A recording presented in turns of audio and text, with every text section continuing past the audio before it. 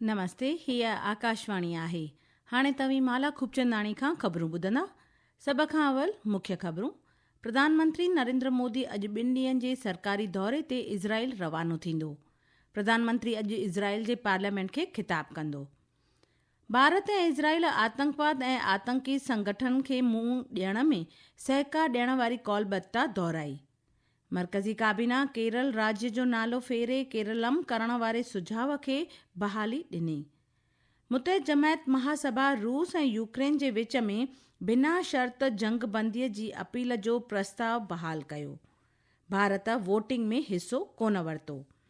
T20 cricket विश्व कप में super 8 मुक़ाबले में इंग्लैंड पाकिस्तान खे 2 विकेटुनि तां शिकस्त ॾिनी। हाणे ख़बरूं तफ़सीलवार ॿुधंदा। प्रधानमंत्री नरेंद्र मोदी अॼु 2 ॾींहनि जे सरकारी दौरे ते इज़राइल रवानो थींदो। श्री मोदीअ जी इहा ॿी इज़राइल यात्रा आहे। इन दौरान हू इज़राइल जे प्रधानमंत्री बेंजामिन नेतन्याहूअ सां गॾु बैठक कंदो, जंहिं में भारत इज़राइल रणनीतिक भाईवारीअ में थियल अहम तरक़ीअ जो जाइज़ो वरितो वेंदो।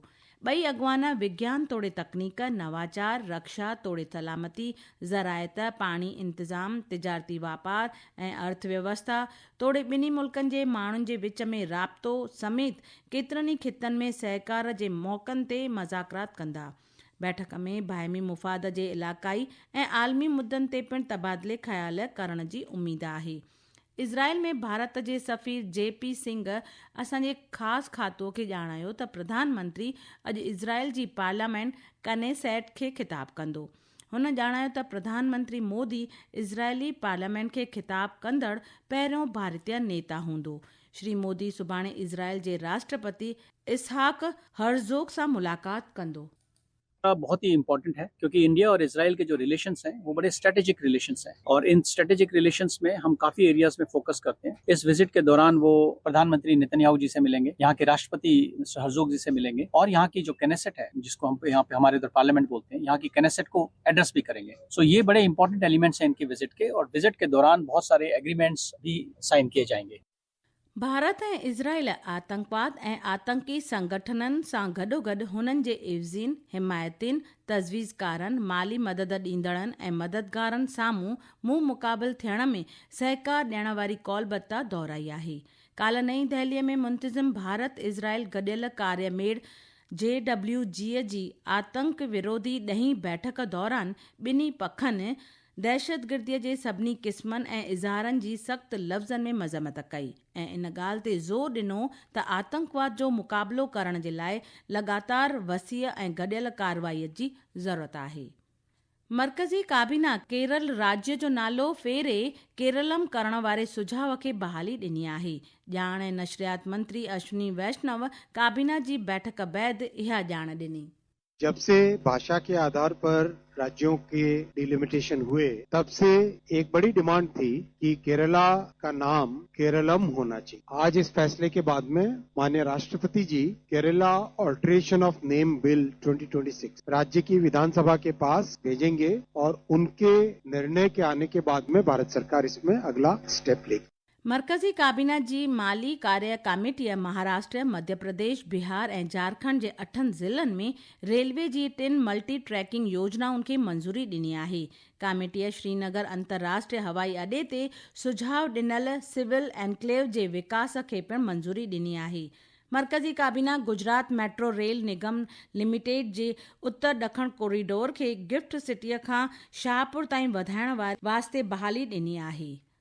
भारत मुतहद जमायत महासभा में रूस ऐं यूक्रेन जे विच में तुर्त, मुकमल ऐं बिना शर्त जंगबंदीअ जो सॾु ॾींदड़ मसौदा तजवीज़ ते वोटिंग खां परहेज़ कई आहे। 193 मेंबरनि वारी मुतहद जमायत महासभा इन मसौदा प्रस्ताव खे बहाल कयो आहे, जंहिं जे हक़ में 107 मुल्क, मुखालफ़त में 12 मुल्क ऐं 51 मुल्क गैर हाज़िर रहिया। यूक्रेन द्वारा पेश इन तजवीज़ ते वोटिंग खां परहेज़ कंदड़ 51 मेंबर मुल्कनि में भारत, बहरीन, बांग्लादेश, ब्राज़ील, चीन, ॾखण अफ्रीका, श्रीलंका, UAE ऐं अमेरिका पिणु शामिल हुआ।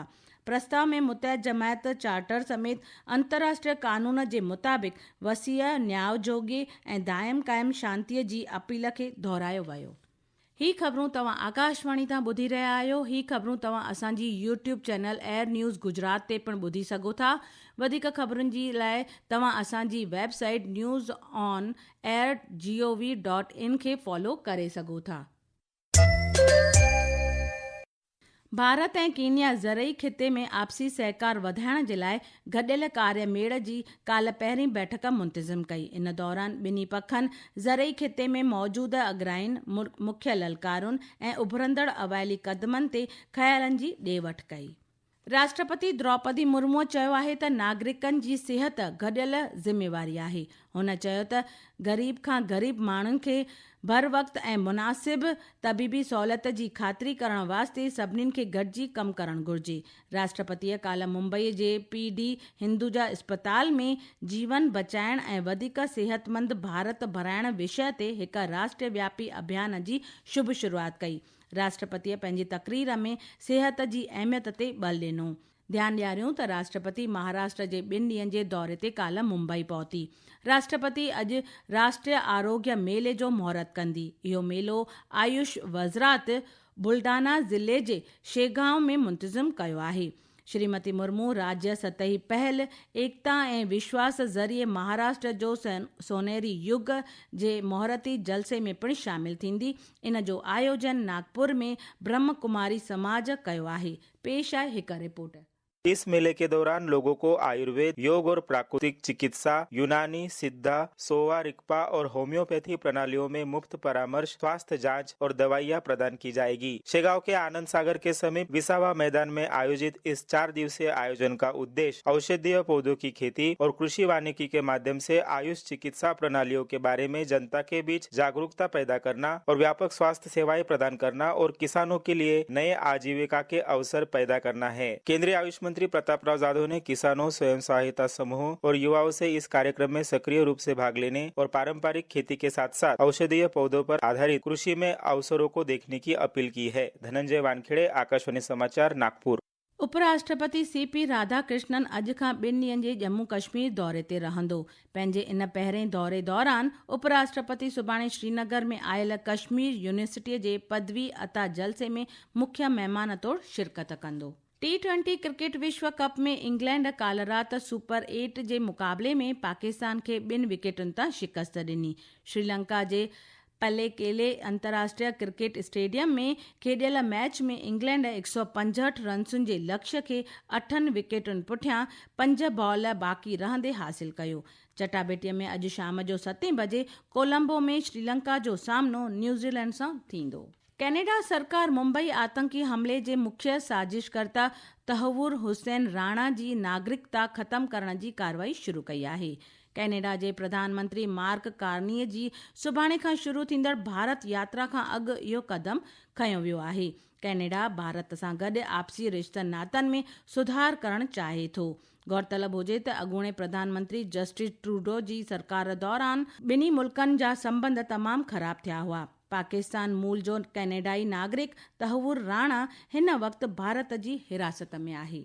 भारत ऐं जापान जे विच में सालियानी गॾियल फ़ौज अभ्यास धर्मा गार्डियन जो 7हों तबको काल्ह उत्तराखंड में शुरू थियो आहे। आख़िर में मुख्य ख़बरूं हिकु बार ॿीहर ॿुधंदा। प्रधानमंत्री नरेंद्र मोदी अॼु 2 ॾींहनि जे सरकारी दौरे ते इज़राइल रवानो थींदो।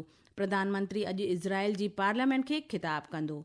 भारत ऐं इज़राइल आतंकवाद ऐं आतंकी संगठन खे मुंहुं ॾियण में सहकार ॾियण वारी कौलबत्ता दोहराई। मरकज़ी काबीना केरल राज्य जो नालो फेरे केरलम करण वारे सुझाव खे मंज़ूरी ॾिनी आहे। मुतहद जमायत महासभा रूस ऐं यूक्रेन जे विच में बिना शर्त जंगबंदीअ जी अपील जो प्रस्ताव बहाल कयो आहे। राष्ट्रपति द्रौपदी मुर्मू अॼु बुलडाना ज़िले में राष्ट्रीय आरोग्य मेले जो महूरत कंदी ऐं आख़िर में T20 क्रिकेट विश्व कप में सुपर 8 मुक़ाबले में इंग्लैंड पाकिस्तान खे 2 विकेटुनि तां शिकस्त ॾिनी आहे। इते ख़बरूं पूरियूं थियूं। नमस्ते।